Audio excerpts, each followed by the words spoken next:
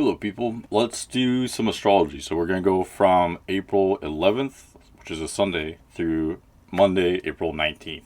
And why did I choose those dates? It's because April 11th is the new moon in Aries, which is very intense, as you might already see on the chart. And I'm going to end this on April 19th because that's when both Sun and Mercury enter Taurus, officially entering Taurus season. So let's begin. Let's just get into it. Okay, so right off the bat, like boom, we've got 1, 2, 3, 4, 5 planets in Aries. Chiron, Mercury, Moon, Sun, and Venus. And so, yeah, that's a lot of focus in Aries, a lot of explosive energy, a lot of new stuff happening. Yeah, we still have all the planets direct, and when you're combining that with 5 planets in Aries, there's lots of new stuff happening. So things are very quick right now, lots of new stuff happening, but there have been a lot of sextiles lately. And so I do think this is a relatively harmonious time. Although it might be a little bit turbulent because there's so much new stuff happening, I think it's nothing to be afraid of. It's something to take advantage of. And if there's anything you want to start in your life, now's the time to do it. And if you don't know how to utilize that type of opportunity, maybe it's time to just kind of think about what you want. Where are you at? What are your desires? Where do you want to go in the future? That sort of thing, because once you do that, then you can start to form these goals and really take advantage of this abundance of energy that we have right now. So let's start on April 11th. As you can see here, we've got the new moon in Aries. While there are no exact aspects, there is a lovely sextile to Mars in Gemini at 23 degrees. And so it is a very Martian new moon. Mars begins things. It's all about ambition and desire, and it's all about change, and sometimes dramatic change, sometimes turbulent or disruptive change. But like I said, it's something that you can utilize for the greater good. It's very individualistic at this time. So as long as you're thinking about yourself, you know, it's okay to be a little bit selfish, I think, especially with a transit like this. Think about yourself. What are your personal desires? What are your goals? Like I was saying, that's what this is all about right now. It's a lovely time to start things. New moons are always a good time to start things, especially just setting an intention, making a plan for the next month or far longer than that. But especially with so much Mars energy and so much Aries energy, it's just go time. Whatever you want to do, whatever you desire, whatever your goals are, now is the time to do it. No excuses.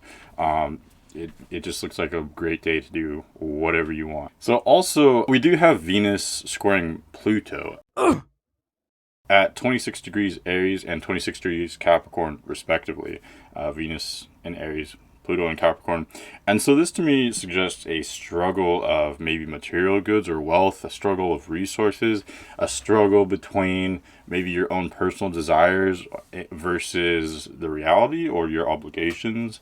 There could be some themes involving obsessive power struggles, conflicts with resources, stuff like that. So just watch out for that, especially if you have anything in your chart at 26 degrees Capricorn, Aries, Cancer, or Libra. Definitely look out for these like power struggles, maybe disagreements with how resources have been managed in your life, or clashes of your desires versus other people's desires.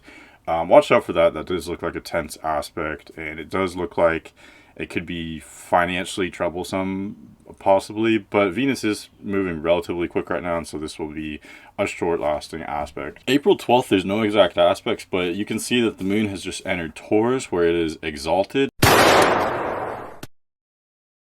And this sort of begins a shift, which we'll see over the following week, of planets leaving Aries and entering Taurus. And so as much as I love that huge pileup in Aries, it's, you know, such a go time. It's supported by sextiles, which just makes the whole thing very harmonious for us and very pleasant. And so I do think starting on Monday the 12th, you might feel emotionally grounded.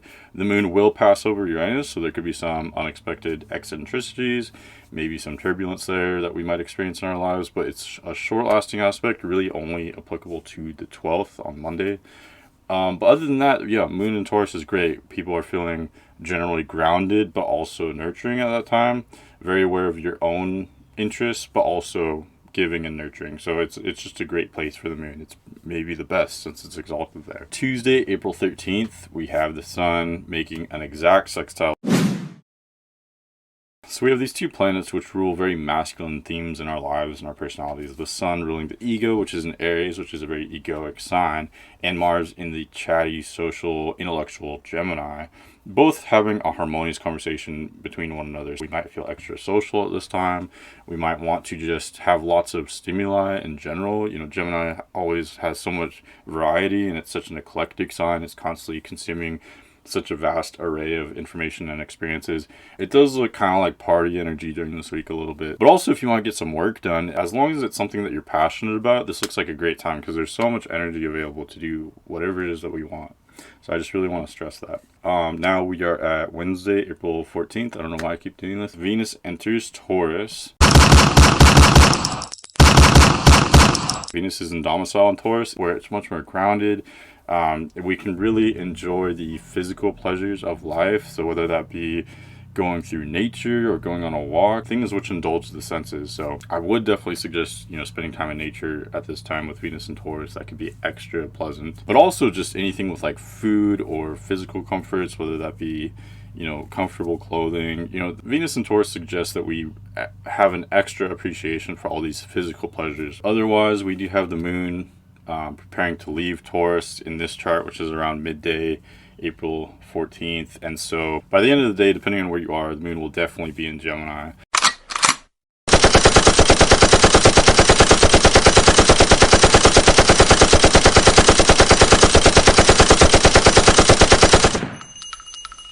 So that just builds upon all this, this spontaneous energy, this sporadic energy. We might feel extra impulsive or extra sociable, extra curious, extra adventurous. It just suggests a very outgoing, open to the world type of energy. Happy-go-lucky, I guess.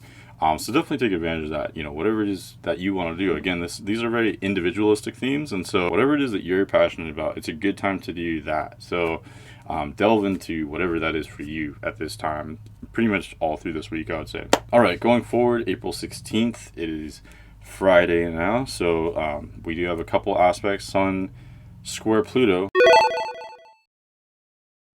So you have this clash between the Sun, which represents the ego and, personality, individualism, a clash between that versus Pluto and Capricorn, which is all about society and obligations and hierarchies and stuff like that, the financial system. So there could be just various clashes between that, maybe between what you want to do versus what you need to do, maybe a clash in government, maybe a clash in any kind of hierarchy. Maybe at work there might be kind of power struggles or challenges with finances. It could really mean a lot of things, but it really just applies to April 16th, give or take a day, I would say. So just watch out for that tumultuous or kind of greedy energy. We might be extra irritable, especially with the Sun approaching the last few degrees of Aries. The last few degrees of any sign can be rather intense, where we might experience extra karmic themes in our lives, where it's almost like a test. So we're tested on the themes that we have hopefully learned during the transit. So over the last month, while the Sun was transiting Aries, what themes have you learned? These things will kind of come up, and it's almost like you'll be quizzed on them starting April 16th. And that square with Pluto just strengthens all that, because Pluto is so karmic. It's so much about evolution, and it can be rather testy or challenging at times. So just watch out for that. I guess just be maybe a little bit cautious, but more importantly, stay true to your own truth. Whatever your truth is, speak your truth, live your truth, whatever that may be. All right, April 17th, there's no major aspects happening, but there are several minor aspects happening. So around midday, April 17th, Saturday, we do have Mercury at 26 degrees Aries, and there it makes a double sextile. Sextile on one side with Mars and Gemini at 26 degrees. Yeah! And a sextile on the other side with Jupiter in Aquarius at 26 degrees. And we also therefore have Jupiter trining Mars, or to be correct, Mars trining Jupiter in 26 degrees of Gemini and Aquarius, respectively. Okay, so what does all that mean? It's a lot of what I was already talking about. So Mercury in Aries is very bold, very fiery, very confident. We're thinking quickly, speaking quickly. We are maybe extra confident or cocky at this time.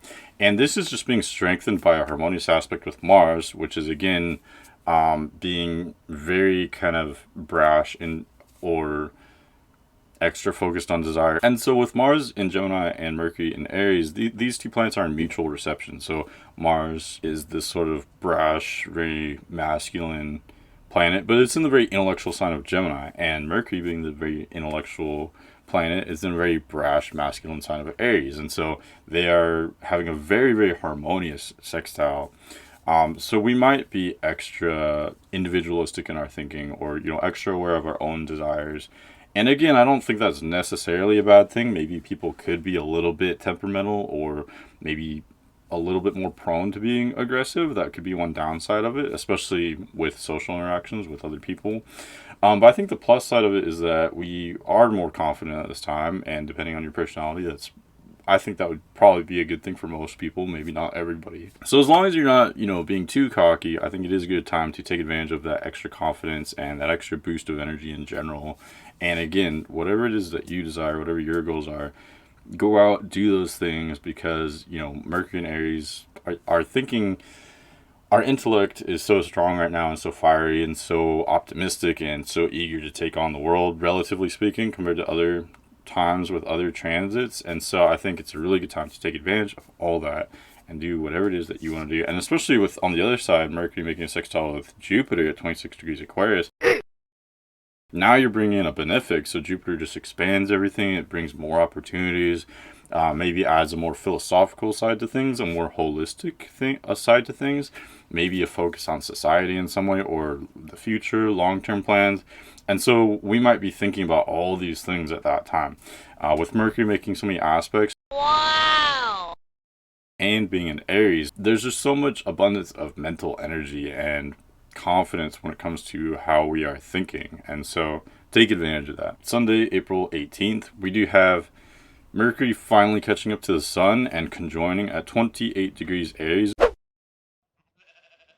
which is very interesting because they'll basically be conjunct for the next couple days. That'll be very interesting because it's always very interesting when two planets conjoin right at the end of a sign and they enter the new sign together. But I'll talk more about that in a second. So Mercury conjoining the Sun, it means multiple things. Mercury can actually be kind of burnt out by the Sun. Any planet, when it's, you know, conjunct the Sun, in some ways it's almost strengthened because the Sun aligns with that planet and energizes it, but it's almost like the Sun energizes it too much. We can't even see a planet when it's right next to the Sun because it's almost like dwarfed and burnt out, at least from our perspective, by the Sun. And so our thinking could be maybe a little bit burnt out, I guess, at this time. Maybe we've just been taking on so much energy, so many projects, especially with Mercury nearing the end of Aries. There could be kind of a crash to things. Aries is very much a go-getter, very energetic, but Aries needs to rest too. It's not Leo. Leo is just consistently fiery. It's just constantly going. Aries has that like push or that impulse, but then it, as much as it might not like to admit it, it needs a break afterward. And so this is what I see when I see Mercury conjoining the Sun at the end of Aries. Maybe we're just a little bit burnt out. We still have that youthful enthusiasm, but we just need a break at this time. So maybe just take it a little bit easy, because trying to go full speed ahead with Mercury conjunct the Sun, you'll just be kind of mentally burnt out. I should also mention that on April 18th, the moon does enter Cancer,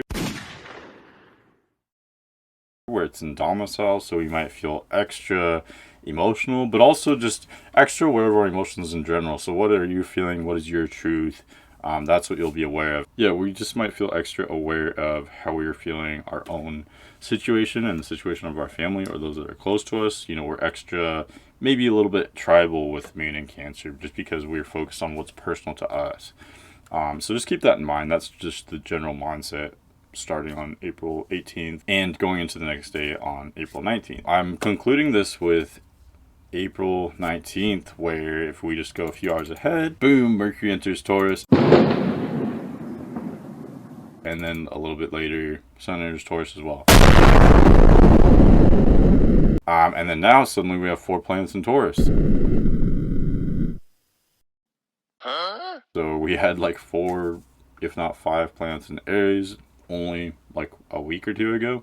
Now suddenly the focus has shifted, it's moving on, and it's in Taurus. So stay tuned for that. It's definitely very interesting, especially this little cluster right here. But at any rate, that's all I've got for you for now. If you like this video, just let me know. If you have any suggestions, as always, please let me know in the comments. And at any rate, thank you for watching. I'll see you later.